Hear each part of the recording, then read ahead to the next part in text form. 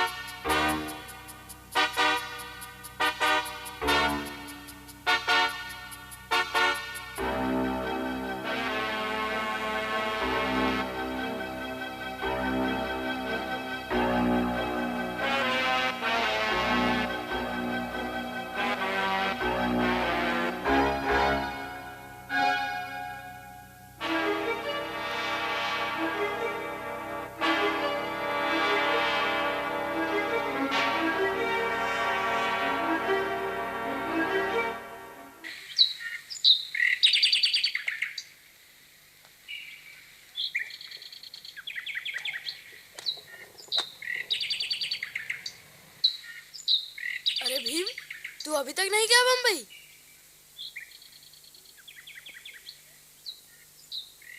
क्यों, पैसे नहीं मिले?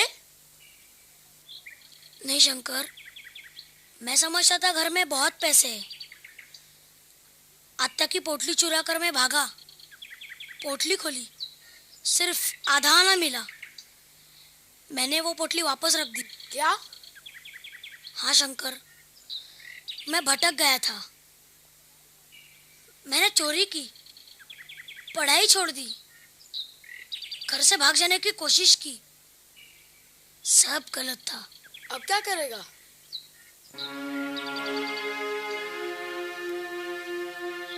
अपने बाबा का सपना पूरा करूंगा, सही मार्ग की तलाश करूंगा, और अगर मुझे रास्ता नहीं मिला तो अपना रास्ता मैं खुद बनाऊंगा।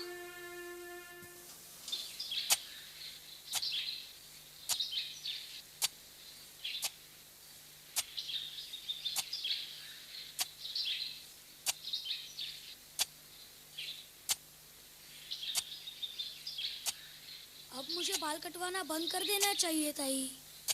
क्या बाबा की चाचा की तरह तुझे भी सन्यासी बनना है? नहीं रे, पहले मंजुला ताई मेरे बाल काटती थी, उसकी शादी हो गई, अब तू काट रही है, लेकिन तेरी शादी के बाद कौन काटेगा? आत्या बता रही थी कि बहुत जल्द तेरी शादी होने वाली है। जब होगी तब देखेंगे। तू पहले सीधा बैठ, नहीं तो बालों की जगह तेरा कान ही कट जाएगा। वैसे भी तेरे कान बहुत बड़े हैं, गणपति की तरह। बड़े कान वाले बुद्धिमान होते हैं तुलसी। तभी तो कल बाबा इसकी इतनी तारीफ कर रहे थे। करेंगे क्यों नहीं। भीमा आजकल बहुत बदल गया है, अपने पढ़ाने वालों की भी बहुत तारीफ करता है वो। सब लोगों की नहीं आत्या, सिर्फ एक गुरुजी की। उनका नाम अंबेडकर है। वे जाति के ब्राह्मण हैं, फिर भी मुझसे खूब प्यार करते हैं। कितना अच्छा होता अगर सब लोग उनकी तरह होते। पानी लो। अरे सोचो नहीं, खाओ खाओ। बढ़ते बच्चों को डट कर खाना चाहिए। भीमराव अम्बावाडेकर गुरुजी। हाँ, अम्बावाडेकर। भाई तुम्हारा उपनाम भी बड़ा कठिन है, तुरंत जबान पर ही नहीं चढ़ता। अरे तुमने ये क्या हुलिया बना रखा है? किस अनाड़ी हजाम ने तुम्हारे बाल काटे हैं?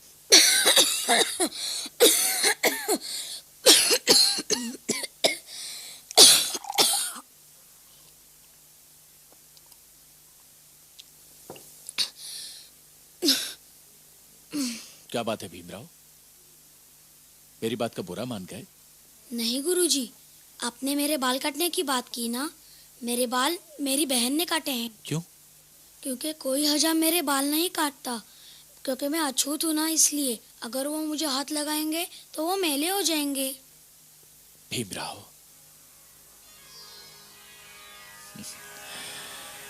कैसी सभ्यता है, कैसा धर्म है। मिट्टी का बनाया मनुष्य दूसरे मनुष्य के स्पर्श से घृणा करता है। खाओ बेटा, खाना खाओ। मुझे इसमें कोई इतराज नहीं है अम्बेडकर, लेकिन हाँ, पाठशाला के रजिस्टर में नाम बदलने से पहले उस विद्यार्थी के पिता से बात कर लो तो अच्छा रहेगा। मैं उनसे बात कर लूंगा हेडमास्टर साहब। एक बात बताओ अम्बेडकर, तुम्हें उस अछूत लड़के से इतना लगाव क्यों है? तुम तो जाति के ब्राह्मण हो। मैं सबसे पहले इंसान हूं हेडमास्टर साहब। और रही बात भीमराव की, तो मुझे उस बच्चे में सूर्य का तेज स्पष्ट दिखाई देता है। मैं नहीं चाहता कि जात पात और ऊंच नीच के काले बादल उस प्रकाश का नाश कर दें। भीमराव, मैंने तुम्हारा उपनाम बदलने का निश्चय किया है। वो क्या है? अंबावाडे। अंबावाडेकर गुरुजी। हाँ, अंबावाडेकर। अंबावाडेकर की जगह अब तुम्हारा उपनाम होगा अंबेडकर। आप मुझे अपना नाम दे रहे हो गुरुजी? क्यों, तुम्हें अच्छा नहीं लगा? बाबा कहते हैं कि विद्यार्थी गुरु को गुरु दक्षिणा देते हैं। फिर मैंने तो आपको कुछ नहीं दिया और आप मुझे इतना बड़ा सम्मान दे रहे हैं। तो तुम मुझे गुरु दक्षिणा देना चाहते हो? जो मांगू दोगे? तो वचन दो, वचन दो कि जीवन भर ज्ञान के अभिलाषी रहोगे, क्योंकि ज्ञान से ही मनुष्य विद्वान बनता है।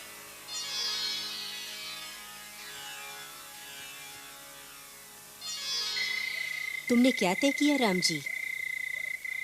हमें भीमा का उपनाम बदल देना चाहिए? अपने पूर्वजों का दिया नाम कैसे बदल सकते हैं? मुझे अपने सन्यासी चाचा की भविष्यवाणी पर पूरा विश्वास है। भीमा के भविष्य का सोचकर मैंने यह निर्णय किया है कि हमें इसके जीवन की प्रगति में कोई बाधा नहीं डालनी चाहिए। शायद जो हो रहा है इसी में भीमा का कल्याण हो।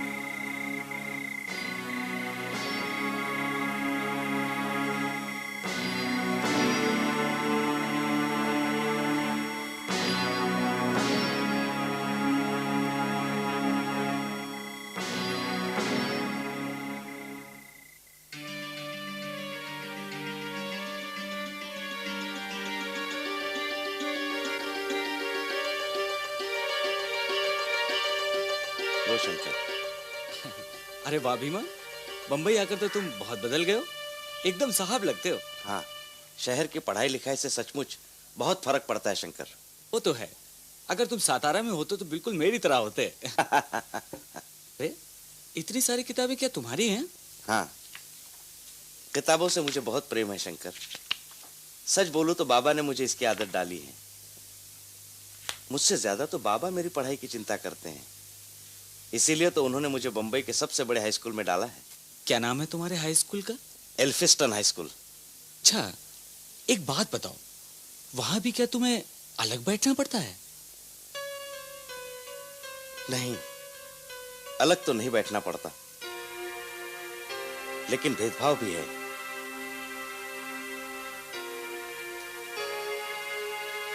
यह अछूत की बीमारी सिर्फ हमारे गांव और शहरों में नहीं है शंकर, बल्कि हमारे समाज के नस नस में बस गई है।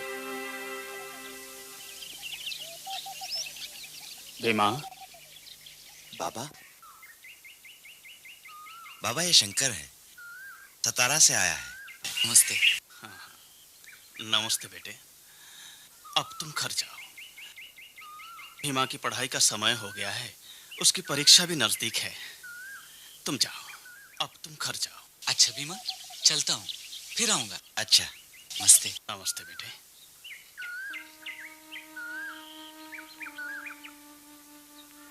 भीमा,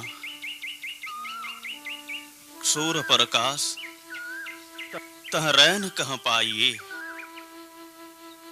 ज्ञान प्रकाश अज्ञान कहाँ पाइए। इस तरह सूर्य का प्रकाश होने से रात नहीं रहती, उसी तरह जहाँ ज्ञान का प्रकाश होता है वहाँ अज्ञान नहीं रहता बेटे। इस तरह तुम समय नष्ट मत किया करो। जी बाबा। पढ़ाई में ध्यान दो बेटे। ये देखो, मैं तुम्हारे लिए कुछ किताबें लाया हूँ। ये टैगोर, ये तिलक, ये शेक्सपियर। बाबा, किताबें बहुत महंगी लगती है। किताबें बहुत महंगी होती हैं बेटे, लेकिन इनमें छिपा हुआ ज्ञान अनमोल होता है।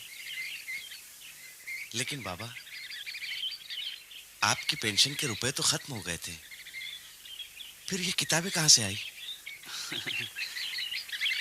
इस बार तेरी बहन तुलसी से कुछ पैसा उधार लिया था, पेंशन मिलते ही उसे वापस कर दूंगा। लेकिन तू इन सब बातों के बारे में चिंता मत कर। तू पढ़, खूब पढ़। तुझे बूढ़े बाप का सपना पूरा करना है ना।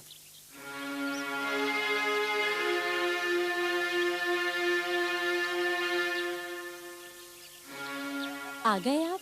हाँ, खाना परोस दो, भीमा की पढ़ाई का समय भी हो गया है। भीमा, तुम खा लो, मैं अभी आया।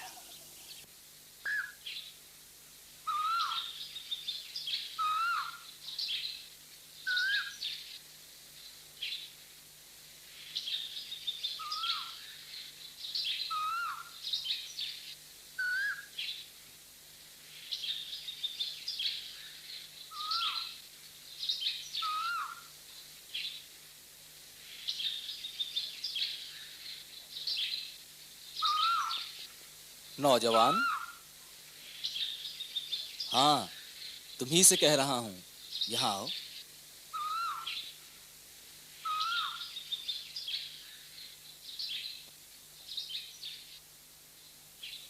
क्या बात है साहब?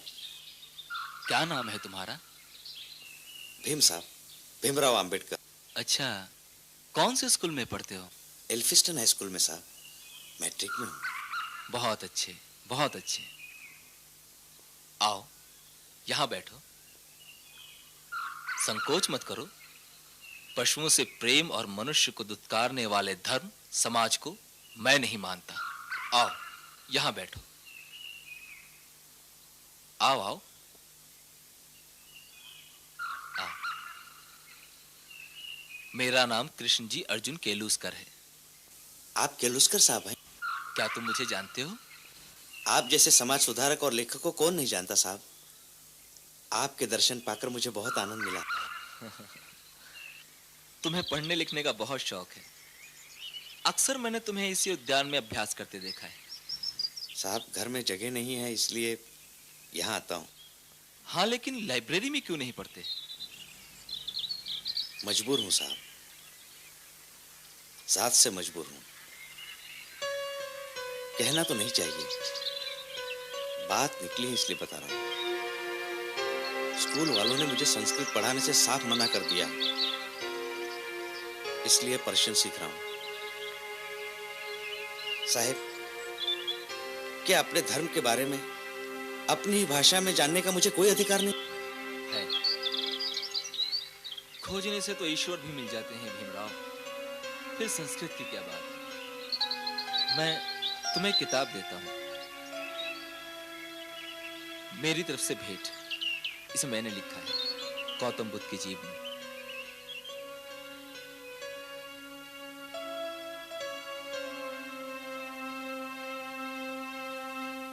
बौद्ध धर्म से मेरा पहला परिचय कृष्णजी अर्जुन केलुस्कर ने कराया। मैट्रिक पास हो गया है। भीमा हमारा मैट्रिक हो गया है। भीमा भीमा तू मैट्रिक पास हो गया भीमा।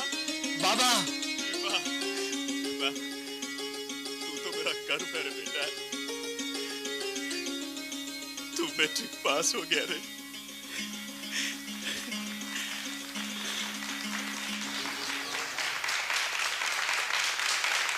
कुछ लोग अवश्य सोच रहे होंगे कि मैट्रिक पास कर लेना कोई बड़ी बात नहीं है। कोई भी परिश्रमी विद्यार्थी मैट्रिक पास कर सकता है, लेकिन एक पिछड़ी जाति के बालक का मैट्रिक पास कर लेना कोई साधारण बात नहीं है। लोगों ने इसके रास्ते में अनेक रुकावटें डाली, लेकिन इसने अपनी दृढ़ता, विश्वास और आत्मबल के सहारे उनके अत्याचारों का मुंह तोड़ जवाब दिया। इसीलिए भीमराव अंबेडकर हमारी प्रशंसा के योग्य हैं।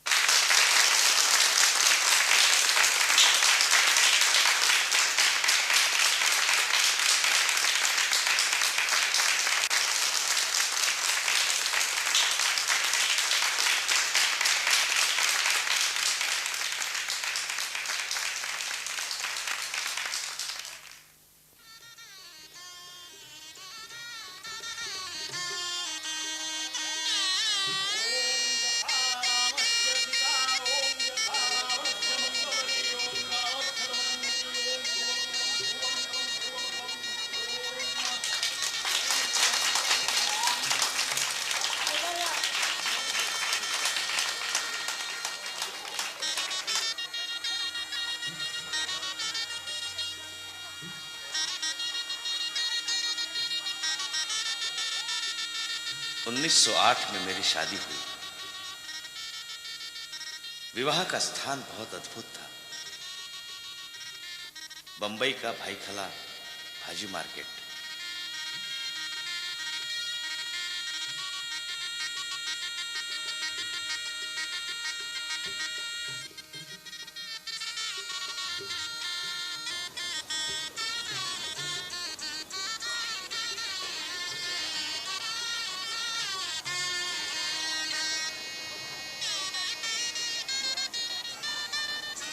बाबा ने मुझे आगे पढ़ाने के लिए एल्फिस्टन कॉलेज में दाखिल किया। मैंने मन लगाकर पढ़ाई की। मुझे बाबा का सपना जो पूरा करना था, लेकिन बीमारी के कारण मेरा 1 साल बर्बाद हो गया। दूसरे साल मैंने इंटर आर्ट्स पास किया। ज्ञान प्राप्त करने की मेरी इच्छा बढ़ती जा रही थी, पर बाबा की आर्थिक स्थिति गिरती जा रही थी। ऐसा लग रहा था कि मेरी पढ़ाई बीच में ही रुक जाएगी। उस वक्त केलुस्कर जी हमारी मदद को आए। वजीफा दिलवाने की खातिर वो मुझे बड़ौदा के महाराजा सयाजीराव गायकवाड़ के पास ले गए।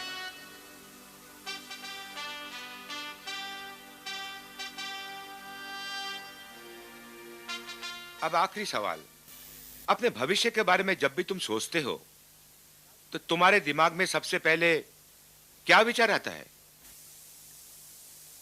मानवता की रक्षा और देश प्रेम ही मेरा लक्ष्य है सर।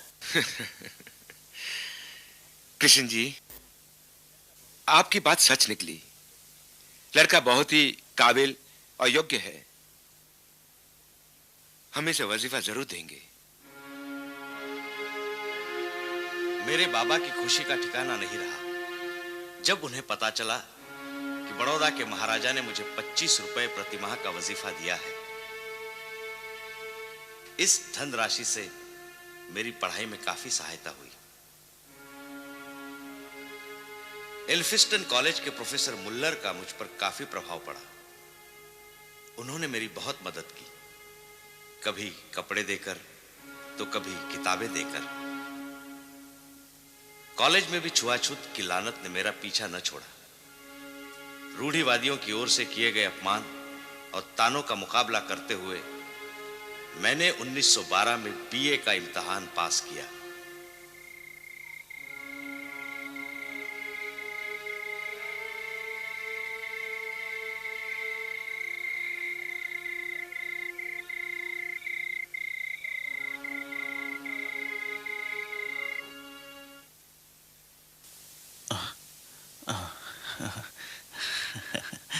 भीमा, क्या हुआ बेटा? भीम, क्या हुआ?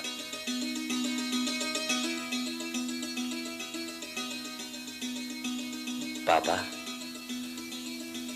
बाबा मैंने बीए पास कर लिया है।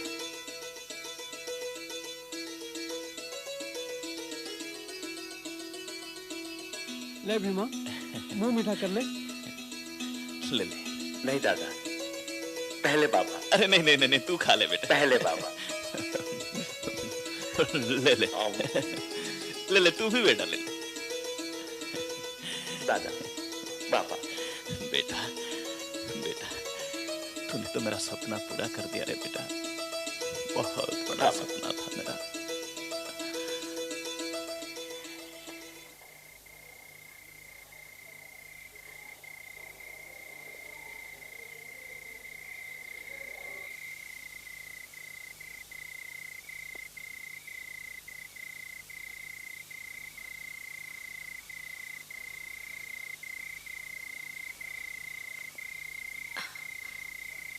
साहब, आपका बड़ौदा जाना निश्चित है? हाँ रमा, महाराजा का कर्ज है मुझ पर। मुझे उनके यहाँ नौकरी करनी ही पड़ेगी। सोचता हूँ कल ही रवाना हो जाऊंगा। वापस कब लौटोगे साहब? जैसे ही समय मिलेगा बीच बीच में चला आऊंगा। रमा जी, कहाँ जा रही हो? रुको ना थोड़ी देर। खाना लगाना है साहब। भीमा, भीमा, ये मैं क्या सुन रहा हूँ? बड़ौदा के महाराजा सयाजीराव गायकवाड़ के यहाँ तू नौकरी करने जा रहा है? हाँ बाबा, जाना ही पड़ेगा।